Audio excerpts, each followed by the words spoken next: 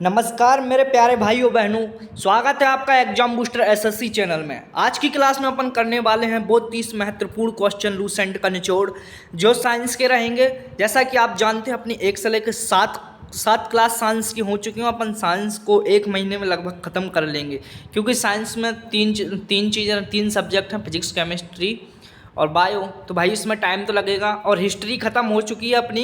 और देखो मैंने आपके लिए जो रोजगार विद अंकित पर जो नवीन सर की बुक है ना, उसके मैंने क्वेश्चन कराए हैं बिल्कुल एक एक फोटो खींच के, ठीक है। तो उनके क्वेश्चन भी आपको स्टैटिक के, किसके, स्टैटिक के, तो उनके लाना भी आपको देखना है बिल्कुल अच्छे से। तो इस चैनल को सब्सक्राइब कर लीजिए। इस चैनल पर आपको सब कुछ मिलने वाला है मेरे प्यारे भाइयों, जो बिल्कुल एग्जाम में ओरिएंटेड रहता है, ठीक है। चलो स्टार्ट करते हैं स्टार्ट करते हैं भैया क्वेश्चन। आज क्वेश्चन रहेंगे कोशिका से, ठीक है। कोशिका, डीएनए, आरएनए, जितने भी महत्वपूर्ण क्वेश्चन बनने वाले हैं सब रहेंगे, क्योंकि इनसे सीधे क्वेश्चन बनते हैं, ठीक है। चलो स्टार्ट करते हैं। देखो कोशिका विभाजन क्या है, कोशिका विभाजन क्या है भैया। जो भी अगर इस चैनल पर नया हो तो उसको सब्सक्राइब जरूर कर लें प्लीज़। सब्सक्राइब नहीं कर रहा, सपोर्ट नहीं कर रहा, सब कुछ मिल रहा है आपको। 1 से लेकर बिल्कुल शुरू से वीडियो डली है, और आपको लूसेंट खोल के बैठना, वहाँ पे टिक करते जाइए, उसके अंदर के क्वेश्चन पढ़ते जाइए, ठीक है। कोशिका विभाजन क्या है, कोशिका विभाजन क्या है देखो। तो भैया कोशिका विभाजन एक कोशिका का विभाजित होकर नई कोशिका बनना। जैसे एक कोशिका विभाजन क्या कहलाता है, जैसे एक कोशिका है, उस कोशिका से विभाजित होकर, जैसे एक कोशिका इन कोशिका से विभाजित होकर एक दूसरी नई कोशिका बनना ही कोशिका विभाजन कहलाती है, ठीक है। क्लियर, मतलब दो कोशिकाओं में एक जैसी दो कोशिका बन जाए, कोशिका विभाजन कहलाती है, ठीक है। कोशिका विभाजन के प्रकार कौन कौन से हैं, कोशिका विभाजन के प्रकार कौन कौन से भैया। तो कोशिका विभाजन के प्रकार कौन कौन से हैं, मिथोसिस और मियोसिस, मिथोसिस और मियोसिस, ये क्या है, कोशिका विभाजन के प्रकार हैं। तो भैया आपको याद रखना सीधे दो है ना, मिथोसिस और मियोसिस। मिथोसिस क्या है, तो आपको पता है जैसे कि मिथोसिस क्या है। तो मिथोसिस माने क्या होता है, समान गुण संख्या वाले दो पुत्री कोशिकाओं का निर्माण करना। समान गुण संख्या वाले मतलब गुण संख्या मतलब समझ रहे हो, गुणसूत्र, समान गुणसूत्र संख्या वाली दो पुत्र कोशिकाओं का निर्माण करना ही क्या कहलाता है, मिथोसिस कहलाता है। बोलो क्लियर यहाँ तक। और मियोसिस क्या है, तो भैया मियोसिस गुणसूत्र संख्या आदि करने वाला विभाजन, गुणसूत्र संख्या को क्या करना, आदि करने वाला विभाजन को ही मियोसिस कहते हैं। बोलो क्लियर यहाँ तक।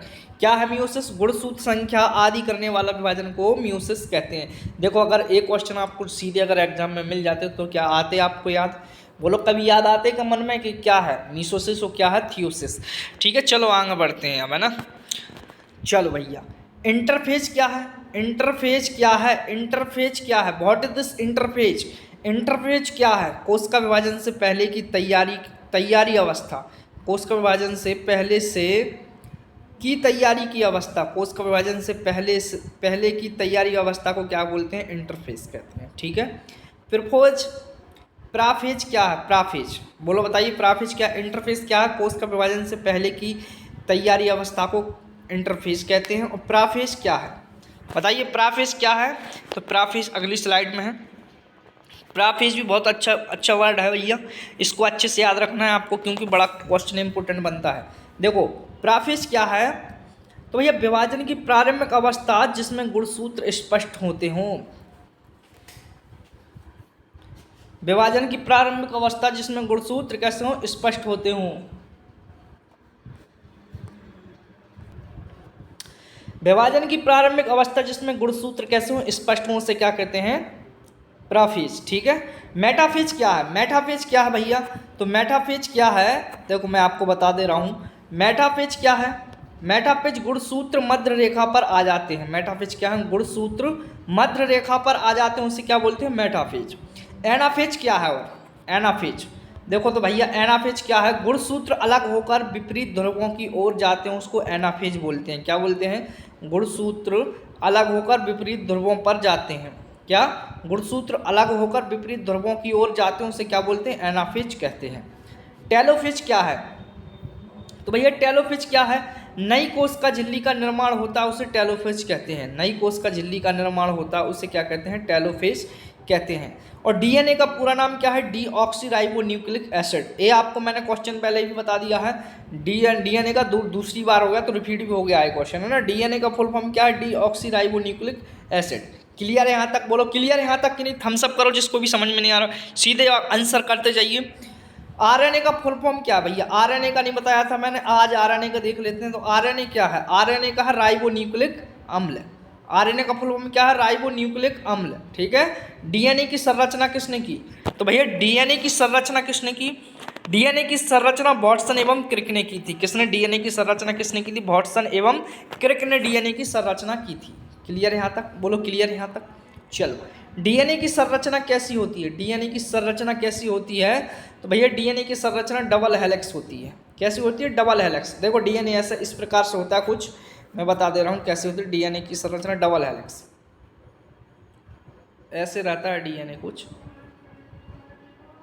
तो उसमें ऐसे ऐसे रहता है ना, तो डबल हेलिक्स रहती है डीएनए की संरचना, ठीक है। कुछ इसी प्रकार होता है, ठीक है। डीएनए का मुख्य कार्य क्या है? आनुवांशिक सूचना का संग्रह करना। डीएनए का मुख्य कार्य क्या है? आनुवांशिक सूचनाओं का संग्रह करना। आनुवांशिक सूचनाओं का क्या करना? संग्रह करना डीएनए का मुख्य कार्य है। क्लियर यहाँ तक? बोलो क्लियर भैया। किसी को अगर कोई प्रॉब्लम हो तो बता दीजिए। आरएनए का मुख्य कार्य क्या है? तो प्रोटीन संश्लेषण में सहायता करना। आरएनए का मुख्य कार्य क्या है? प्रोटीन संश्लेषण में सहायता करना आरएनए का मुख्य कार्य है, ठीक है। न्यूक्लियोटाइड क्या है? तो डीएनए एवं आरएनए की मूल इकाई को क्या कहते हैं? डीएनए एवं आरएनए की मूल इकाई को क्या बोलते हैं? न्यूक्लियोटाइड कहा जाता है, ठीक है। क्लियर यहाँ तक? बोलो क्लियर। क्या क्लियर? बोलो क्लियर हुआ सबको? न्यूक्लियोटाइड क्या है? डीएनए एवं आरएनए की मूल इकाई को न्यूक्लियोटाइड कहते हैं। डीएनए में कौन कौन से बेस होते हैं? तो डीएनए में बेस कौन कौन से होते हैं? ATGC, मतलब समझ रहे हो? एडिनिन, ट्राइटिनिन,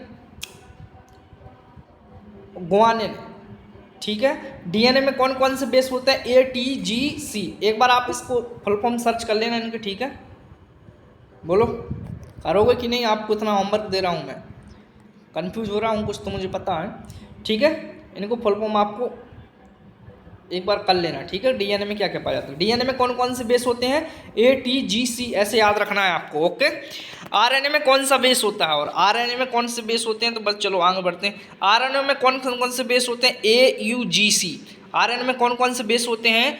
AUGC, मतलब एडिनिन, एडिनिन, देखो एडिनिन भी है इसमें, गुआनिन, जी से गुआनिन हुआ, ए से एडिनिन हुआ, ठीक है। सी से साइटोसिन नहीं होगा शायद, ठीक है। इस प्रकार से आपको याद करना है। तो ऐसे ही याद रखना तुम तो सीधे कि जैसे बोलेगा आरएनए में क्या क्या पाया जाता है, तो AUGC, ठीक है। सीधे याद रखना है, ज़्यादा टेंशन नहीं लो, कोई दिक्कत नहीं, ऐसे ही पूछते हैं इसमें भी, एग्जाम में भी, ठीक है। एडेनिन किससे जुड़ता है? एडेनिन किससे जुड़ता है? तो भैया एडेनिन किससे जुड़ता है? थाइमिन से यूरेसिल से जुड़ता है। थाइमिन आरएनए में यूरेसिल होता है, उससे ये जुड़ता है। गुआनिन किससे जुड़ता है? तो साइटोसिन से। गुआनिन किससे जुड़ता है? साइटोसिन से, ठीक है। गुआनिन किससे जुड़ता है? साइटोसिन से। ट्रांसक्रिप्शन, ट्रांसक्रिप्शन क्या है? तो डीएनए एवं आरएनए का बनना क्या कहलाता है? ट्रांसक्रिप्शन। डीएनए एवं आरएनए का बनना ही क्या कहलाता है? ट्रांसक्रिप्शन। बोलो क्लियर यहाँ तक? डीएनए एवं आरएनए का बनना क्या कहलाता है? ट्रांसक्रिप्शन, ठीक है। ट्रांसलेशन क्या है? ट्रांसलेशन क्या है? ट्रांसलेशन क्या है? आरएनए से प्रोटीन बनना। आरएनए से प्रोटीन बनना ही क्या कहलाता है? ट्रांसलेशन कहलाता है। बोलो क्लियर यहाँ तक? ट्रांसलेशन क्या कहलाता है? आरएनए से प्रोटीन बनना ट्रांसलेशन कहलाता है। एमआरएनए क्या है? एमआरएनए का एमआरएनए मतलब, एमआरएनए का मतलब होता है मैसेंजर आरएनए, मैसेंजर राइबोन्यूक्लिक अम्ल, ठीक है। तो मैसेंजर आरएनए क्या होता है? ये सूचना ले जाता है। क्या करता है? सीधा याद रखना है आपको, सूचना ले जाता है। देखो एक होता है टीआरएनए, हाँ ये भी लिखा है टीआरएनए। टीआरएनए क्या करता है? ये तो सूचना ले जाता है, लेकिन टीआरएनए ट्रांसफर करता है सूचनाओं को। क्या करता है? अमीनो अम्ल को ले जाता है टीआरएनए, मतलब ट्रांसफर ले जाता है, ट्रांसफर करता है। MRNA messenger RNA, tRNA transfer RNA. RRNA क्या होता है? राइबोसोम बनाना। इसका आरएनए का काम क्या है? राइबोसोम बनाना, ठीक है। क्लियर यहाँ तक? देखो मैंने सब चीज़ बता दी है आपको एक ही शब्द में, एक ही जल्दी में, ठीक है। तो भैया टीआरएनए अमीनो अम्ल को लाना, ठीक है। और आरआरएनए का कार्य क्या है? राइबोसोम बनाना। गुणसूत्र क्या है? डीएनए से बनी संरचना जिसमें जीन होते हैं। डीएनए से बनी संरचना क्या होती है? जिसमें क्या होते हैं? जीन होते हैं। डीएनए से बनी संरचना जिसमें जीन होते हैं उनसे क्या कहते हैं? गुणसूत्र कहते हैं। जीन क्या है? आनुवांशिक इकाई। आनुवांशिक इकाई को ही क्या कहते हैं? जीन कहते हैं। क्लियर यहाँ तक। जीन क्या होता है, आनुवांशिक इकाई होती है, उसको जीन कहते हैं। साइटोप्लाज्मा क्या है, ये तो मैंने आपको कल ही बताया था ये क्वेश्चन। अब इस क्वेश्चन में तो आपको कोई डाउट ही नहीं होना चाहिए। तो कोशिका द्रव का भाग ही क्या कहता है, साइटोप्लाज्मा कहलाता है कोशिका का द्रव भाग। बहुत चिपचिपा द्रव, मैंने बोला था ना कल। यार आप याद क्यों नहीं रखते हो यार, कभी पिछले की भी पढ़ के आया कर। इसकी पीडीएफ मैं बता रहा हूँ आपको कहाँ मिलती है, डिस्क्रिप्शन में जाना, वहाँ से आपको लिंक मिल जाएगी पीडीएफ की। सीधे टेलीग्राम पे पहुँचोगे, वहाँ से आपको पीडीएफ मिल जाएगी, बस देखना है नहीं है यार। राइबोसोम का कार्य क्या है भैया, राइबोसोम का कार्य क्या है, किसी को पता है राइबोसोम का कार्य? तो राइबोसोम का कार्य क्या है, प्रोटीन संश्लेषण करना। ये क्वेश्चन अपन बहुत पहले कर चुके हैं अगली क्लास में। राइबोसोम का कार्य क्या है, प्रोटीन संश्लेषण करना। कोशिका झिल्ली का कार्य क्या है, कोशिका झिल्ली का कार्य क्या है? तो एक क्वेश्चन आपको मैं होमवर्क दे रहा हूँ, इसका आपको क्या करना, कमेंट करना है भैया। कमेंट करोगे कि नहीं, कमेंट में बताओगे कि नहीं? ये है होमवर्क आपका, कमेंट में बताना है इसका आंसर आपको। मैं देखूंगा कौन कौन कमेंट करता है और कौन सीरियस है भैया लूसेंट को लेके, ठीक है। चलो तो भैया लास्ट हो गई अपनी क्लास पसंद आई हो तो लाइक जरूर करें, अपने दोस्तों को शेयर करें, एग्जाम बूस्टर एसएससी चैनल को सब्सक्राइब करें, जिससे कि अपना थोड़ा थोड़ा लेके अपनी पूरी लूसेंट खत्म हो जाए। भैया तिल जुड़ के पहाड़ बन जाता है, ठीक है। तो भैया तिल का ही पहाड़ बनता है, धीरे धीरे चीज़ें ऑब्जर्व करके अपन पूरी लूसेंट खत्म कर लेंगे, ठीक है। बोलो क्लियर यहाँ तक? चलो भैया क्लियर यहाँ तक, ये बात समझ में आई होगी। लास्ट तक क्लास देखने के लिए so thank you so much, thank you.